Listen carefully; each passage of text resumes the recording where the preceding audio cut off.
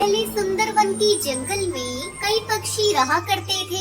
एक दिन उसी जंगल में रहने वाला कालू कौआ और उसकी पत्नी सुंदरी आपस में बातें कर रही थी। कालू जी, मैं कहती हूँ बारिश का मौसम आने ही वाला है, क्यों न हम अपने घर की मरम्मत कर लें। पिछली बारिश में आपने आलस की वजह से अपना घोंसला नहीं बनाया था, वो तो शुक्रिया अदा करो। अपना घोंसला कैसे टूटकर पानी में बह गया था और हम डूबते डूबते बचे थे।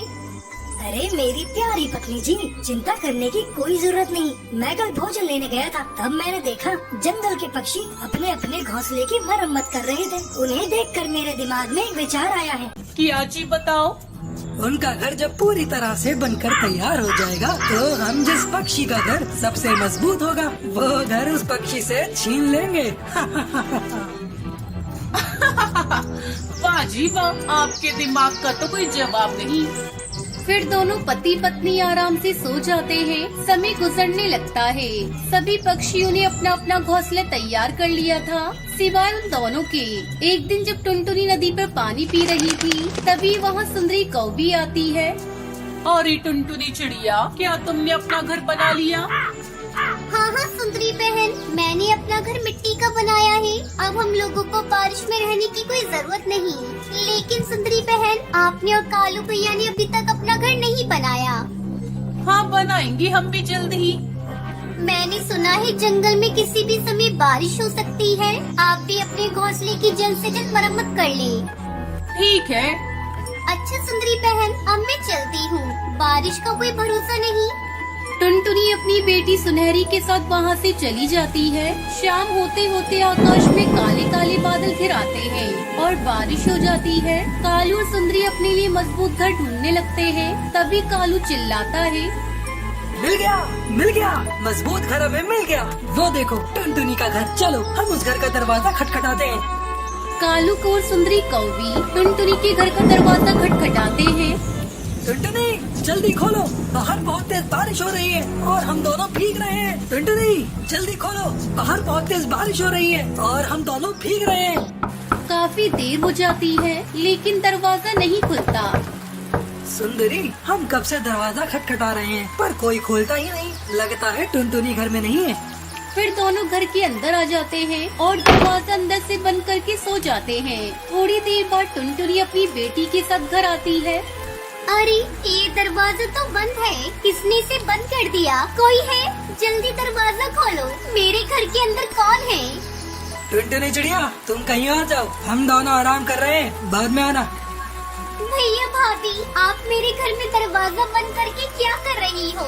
बाहर बारिश बहुत तेज है और मेरी बेटी सुनहरी की तबीयत भी ठीक नहीं है, उसे बहुत तेज बुखार है। मैं तो दवा लेने गई थी और आप लोग अंदर आ गए। भगवान के लिए जल्दी से दरवाजा खोलिए। अरे सुंदरी भाभी, डॉक्टर ने सुनहरी को बारिश में भीगने से मना किया है। मेरी पत्नी ने कहा ना कि यहाँ से जाओ, तो जाओ यहाँ से, अभी अगर हमारा है। कालू भैया, ये आपने मेरे साथ अच्छा नहीं किया। खुद तो अपना घर बनाते नहीं और दूसरों का बना बनाया घर हड़प लेते हो।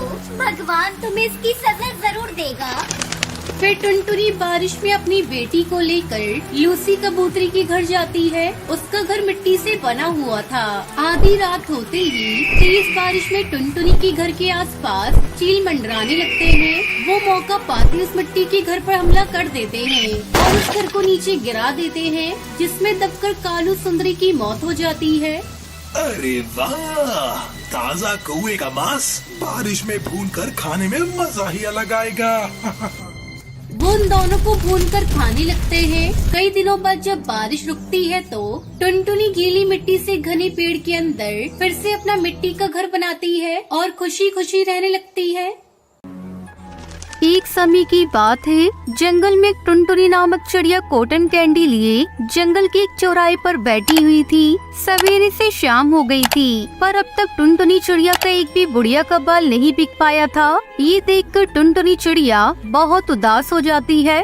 सवेरे से शाम हो गई, पर अब तक एक भी कॉटन कैंडी नहीं बिक पाया। अब मैं कालू सेठ को उसके उधार पैसे कैसे दे पाऊंगी? वो तो अब जरा भी इंतजार नहीं करेगा। तभी उसी राह से कालू कौवा अपने घर की ओर जा रहा था। कालू कौवा जब टुनटुनी चिड़िया को देखता है तो वो टुनटुनी चिड़िया के पास आता है। तुझे याद है ना, आज रात तुम्हें मेरे पैसे देने हैं जो तेरा पति मरने से पहले लिया था। अरे मालिक, अब तक एक भी बुढ़िया का बाल नहीं बिक पाया है। जैसे ही ये बुढ़िया के बाल बिक जाएंगे, मैं आपकी पाई पाई चुका दूंगी। ए चिड़िया, 5 दिन से तुम्हारी यही बातें सुन रहा हूँ। अब मुझे कुछ और नहीं समझ रहा। आज रात मेरे सारे पैसे मुझे मिल जाने चाहिए, वरना मैं तुम्हारी 5 बेटियों को अपने घोंसले की नौकरानियाँ बना दूंगा। नौकरानियाँ। ये कहकर कालू कौवा वहाँ से चला जाता है। इधर टुनटुनी चिड़िया बहुत परेशान हो जाती है। ये कालू कौवा तो आज बहुत गुस्से में था। लगता है आज ही पैसे लेकर ही रहेगा। अब मैं क्या करूं? मेरा तो एक भी बुढ़िया का बाल नहीं बिक पाया। रात को कालू कौवा आएगा, मैं उसे कहां से पैसे ला कर दूंगी। टुनटुनी चिड़िया यही बात से बहुत परेशान उदास होकर अपने सारे कॉटन कैंडी लेकर अपने घोंसले में आती है, जहाँ उसकी 5 बेटियाँ रानी, पिंकी, टूनी, लाडो, रानो अपनी माँ का इंतजार कर रही थी। अरे माँ, आप आ गए। अरे ये क्या माँ, आज भी कॉटन कैंडी नहीं बिक पाए? नहीं बिटिया, आज भी कोई कैंडी नहीं बिक पाई। माँ, जब वो कालू कौवा पैसे मांगने आएगा तो हम क्या करेंगे माँ? आज तो पैसे लिए बगैर कालू कौवा यहाँ से नहीं जाएगा। अब मैं कालू कौवे को कहाँ से उसके पैसे ला कर दूंगी? वो तो मुझे इस बार नहीं छोड़ेगा। माँ, आप चिंता न करिए, हम कुछ न कुछ करते हैं। रोइए मत, हम समझाएंगे ना उस कालू कौवे को।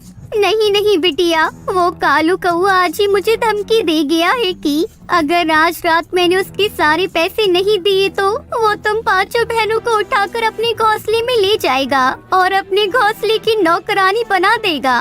क्या? नहीं नहीं माँ, हम आपको छोड़कर कहीं नहीं जाएंगे माँ। बस कुछ ही समय में वो कालू कौवा यहाँ आता होगा। बच्चों, आप सब यही घोंसले में बैठे रहो। मैं पास वाले पक्षियों से कुछ मदद मांग कर आती हूँ। शायद कोई पक्षी हम गरीब की कुछ सहायता कर दे। तब तक आप लोग कमेंट में बताएं 10-5 कितने होते हैं। टुनटुनी चिड़िया उड़ते हुए वहाँ से चली जाती है। इधर 5 बेटियाँ अपनी माँ की परेशानी देखकर बहुत रोने लगती है। आज तो माँ सच में बहुत परेशान है। अब हमें कुछ करना होगा। हमें कैसे भी करके माँ को इस समस्या से बाहर निकालना होगा। 5 बहनें आपस में बातें कर रही थी। थोड़े समय बाद टुनटुनी चिड़िया भी निराश होकर अपने घोंसले में वापस लौट आती है। तभी वो कालू कौवा अपने कुछ साथी पक्षियों के साथ टुनटुनी चिड़िया के घोंसले में प्रकट होता है। ए चिड़िया, चल तुरंत मेरे उधार के पैसे निकाल। सुनिए, मेरी माँ के पास एक भी पैसे नहीं है। अगर आप हमें कुछ समय की मोहलत दे दे तो हम आपके सारे पैसे लौटा देंगे।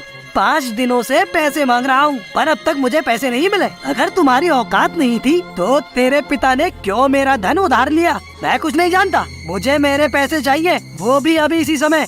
भाई, मेरे पास इस समय एक भी पैसे नहीं है। अरे चलो, इस चिड़िया की 5 बेटियों को उठाकर अपने घोंसले में लेके चलो। जब पैसे आ जाए ना चिड़िया, तो पैसे देकर अपनी बेटियों को ले जाना। कालू कौवे के सारे साथी पक्षी टुनटुनी चिड़िया की 5 बेटियों को पकड़ लेते हैं और उन्हें अपने साथ ले जाते हैं। टुनटुनी चिड़िया वही घोंसले में बैठकर रोने लगती है। देखते ही देखते सवेरा हो जाता है। इधर टुनटुनी चिड़िया की 5 बेटियाँ उस कालू कौवे के घोंसले में नौकरानियां बनकर काम करने लगी। इधर टुनटुनी चिड़िया अपने घोंसले में बैठकर रो रही थी। मुझे अपनी 5 बेटियों को सही सलामत उस कालू कौवे के कब्जे से छुड़ाना होगा। मुझे कहीं से भी पैसों की व्यवस्था करनी होगी। टुनटुनी चिड़िया सारा दिन इधर उधर घूमती रहती है। टुनटुनी चिड़िया एक पेड़ की डाली पर जाकर बैठ जाती है। तभी कालू कौवे के एक साथी पक्षी अपने साथ कई सारे पैसे लेकर वहाँ से गुजर रहा था। तभी उसे ठोकर लग जाती है, जिसकी वजह से उसके साथी पक्षी के हाथ में रखे सारे पैसे जमीन पर गिर जाते हैं और पक्षी वहीं बेहोश हो जाता है। ये देखकर टुनटुनी चिड़िया तुरंत वहाँ आती है। अरे, ये तो उस कालू कौवे का साथी पक्षी है, पर ये तो बेहोश हो गया। इसके पास के तो बहुत सारे पैसे जमीन पर गिर गए हैं। मुझे इसे उठाकर कालू कौवे के पास ले जाना होगा। टुनटुनी चिड़िया वो सारे पैसे और पक्षी को उठाकर कालू कौवे के घोंसले में आती है और कालू कौवे को वो सारे पैसे दे देती है और पूरी बात बताती है कि कैसे उसका भाई बेहोश हो गया था। चिड़िया बहन, आप मेरे साथी पक्षी को उठाकर यहाँ लाई और मेरे सारे पैसे भी मुझे लाकर दे दिए। आप चाहती तो ये पैसे भी रख सकती थी, फिर आपने ऐसा क्यों किया? आपने क्यों नहीं रखे ये पैसे? भाई, किसी का हक मारने से कभी खुद का भला नहीं हो सकता। हम लोगों को हमेशा मेहनत से ही हर चीज कमानी चाहिए। टुनटुनी बहन, आपकी बातों से मेरा दिल पसीज गया है, इसलिए मैंने ये तय किया है कि आज से आप और आपकी 5 बेटियां मेरे घोंसले में ही रहोगी, मेरा काम करेंगी। बदले में आपको कई सारे पैसे, भोजन, हर चीज दूंगा। ये बात सुनकर टुनटुनी चिड़िया बहुत खुश हो जाती है और सब एक साथ रहने लगे।